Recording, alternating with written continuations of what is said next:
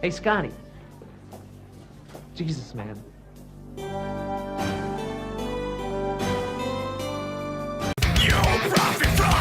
Hello everyone, welcome back to the podcast. I'm Adrian Lloyd, and this is just my stupid opinion.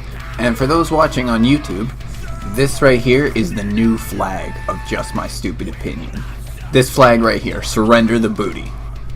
So today was actually my first day back at school, and it was actually kind of boring. Went to my class, it was a couple hours long, came home, and I opened my Twitter feed. And I began scrolling through, and I came across an interesting article.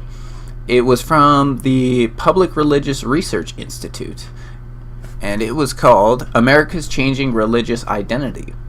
And essentially, it talks about how Christians are now less than 50% of the US population.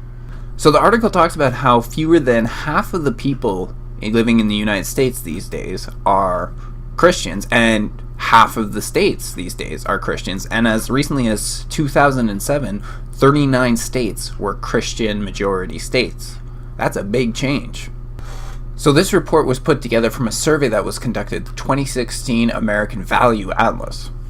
And they surveyed 101,000 Americans across all 50 states to figure out what their religious beliefs were. And also to know what their demographic was, how old they were, what their gender was, etc., etc. So as we begin to look through this article, point number one even says, white Christians now account for fewer than half of the public. Today, only 43% of Americans identify as white and Christian, and only 30% as white and Protestant. In 1976, roughly 8 in 10, 81% Americans identified as white and identified as Christian denomination, and a majority, 55%, were white Protestants.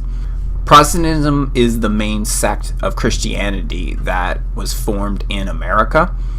And, well, we even look at who the founding fathers were. They were British natives fighting off the British, and Protestant is generally coming from the UK. So it actually makes sense that Protestantism would be one of the higher Christian demographics present in the United States. So over the course of 10 years, the white Protestantism has actually dropped from about a quarter of the American population down to only 17% of the American population. That's a pretty big change over 10 years.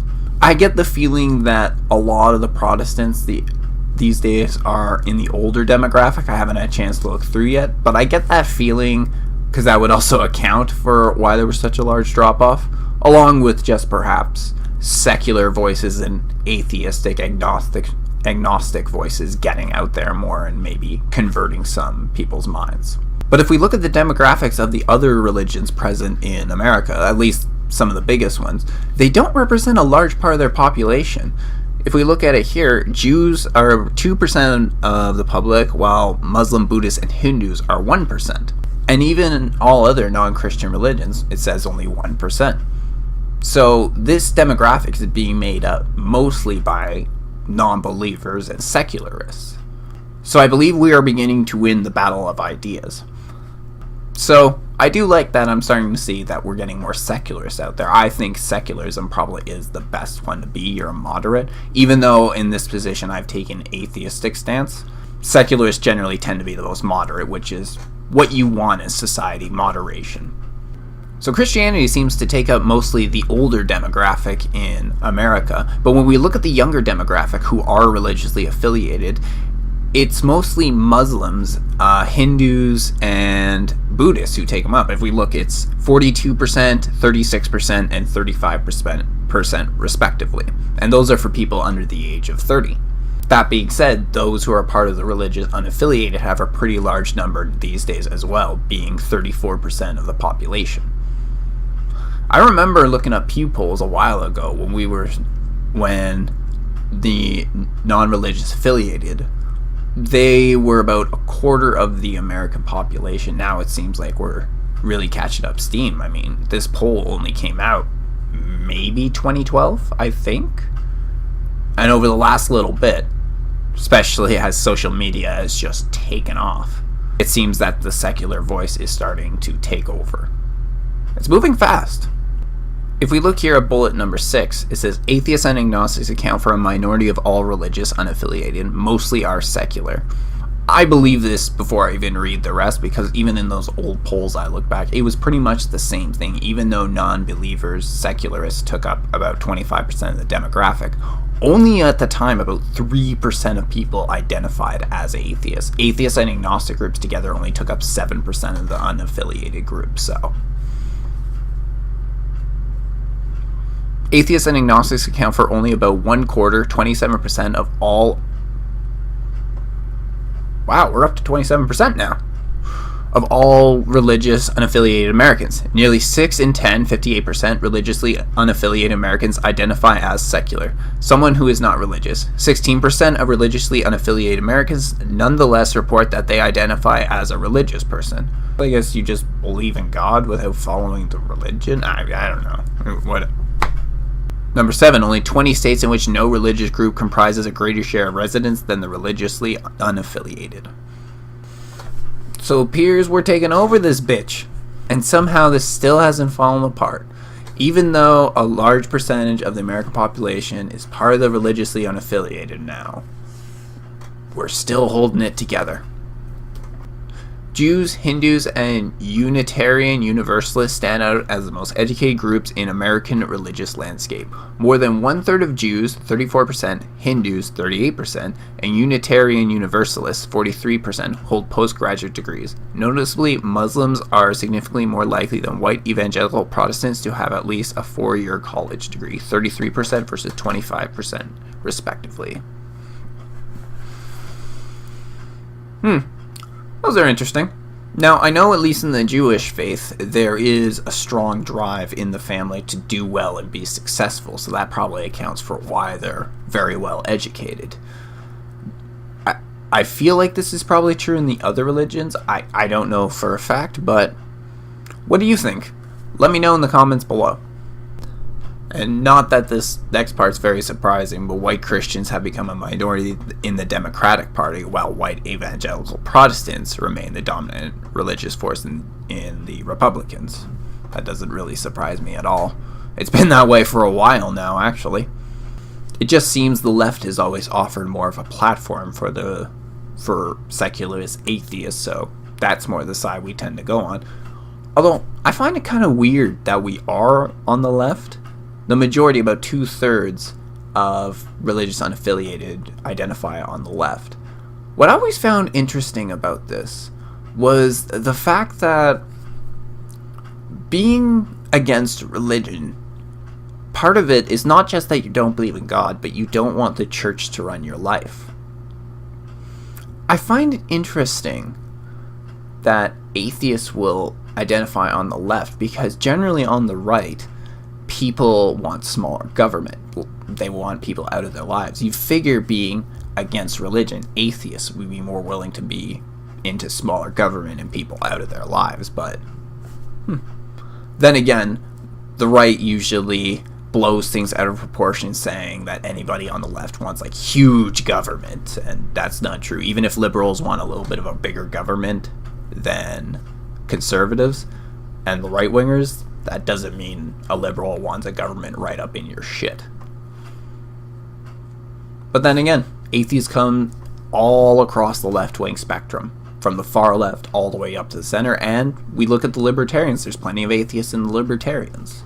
So they do range in all spectrums, but it seems to be the left which generally supports an atheist platform, or at least a secular one. So finally, we're going to take a look at the geography of religion in America and see how that's been affected. So there's a substantial variation in religious identity between the 4 regions in the United States. Collectively, white evangelical Protestants are twice as large in the South, 22%, and Midwest, 20%, as they are in the Northeast, 8%. 12% of residents in the West are white evangelical Protestants. In contrast, Catholics represent a much larger share in Northeastern residents. Roughly 3 in 10, 29%. Roughly 3 in 10, 29% residents of the Northeast identify as Catholic, compared to about 1 in 5 Westerners, 21%, Midwesterners, 19%, and Southerners, 17%. The religiously unaffiliated represent a larger scale. The religiously unaffiliated represent a larger share of the population in the West, 29%, than in the Northeast, 24%, Midwest, 23%, and South, 20%. Notably, there are significant racial and ethnic variations among Catholics by region. White Catholics outnumber Hispanic Catholics by a wider margin in the Northeast, 20% versus 7%, and Midwest, 15% versus 3%. However, in the South, residents are about as likely to identify as white Catholic, 8%, as they are to identify as Hispanic Catholic, 7%. And in the West, Hispanic Catholics, 12%, outnumber white Catholics, sitting at 7%. So yeah, it's really on the West Coast right now where we find most of the secularists and non-believers. But even these numbers that we're looking through as we look through the amount of states, they're not that bad. I mean, even if we look at the South, which is 20%, that's not that bad considering how the South has historically been significantly religious in America. So it seems like atheism really, well, secularism, I shouldn't say atheism. It seems that secularism is really starting to branch out all over the place. Personally, it seems to be the most fair. It gives everybody their say.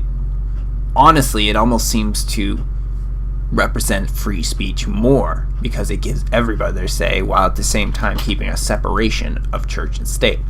One of the main key principles of keeping a separation of church and state, or mosque and state, whatever, is that if we look historically, any Catholic institution really that comes to power gets corrupted. They corrupt what they're going into, and this is part of the reason I have problems with religion, because religion is supposed to be designed by God to keep us in line, but this is an exact time when we should be kept in line, but we're not, when you take over. But suddenly, it doesn't make a difference. Now, that being said, I'm just noticing that wherever there's a majority of anybody, they will pick on the minority regardless. It doesn't really matter what you believe. It just happens to be a fact of life that the majority picks on the minority. Already there are some Christians who are freaking out over this, and they're going to say that they're going to be picked on now or whatever. They're the minority group, so now they're being repressed and everything. That's going to keep on happening. It just seems repression happens in the minority wherever you go. But the funny thing is even though it says they're a minority in America, that doesn't mean they are a minority group. It's just there is a diversification inside of America now. There are different beliefs coming out. There's a big difference between the two. Because already when I go on Twitter and I look at this, I see plenty of Christians who are whining about this because, well, they start making jokes about how they want they're a minority group, so they want, their affirmative action, they want their reparations and stuff. When really all it's saying is there is diversification of ideas, they're already whining about it, claiming that the left is destroying America, this, that, and the other. So I suppose this pattern's going to continue because, as we can see, the secular voices are getting much stronger and much bigger now. So I believe that we've seen a shift here and that America is going to be moving towards a much more secular society much quicker. I want to thank you for joining me on the podcast today. I'm Adrian Lloyd. This is Just My Stupid Opinion. I'll see you soon.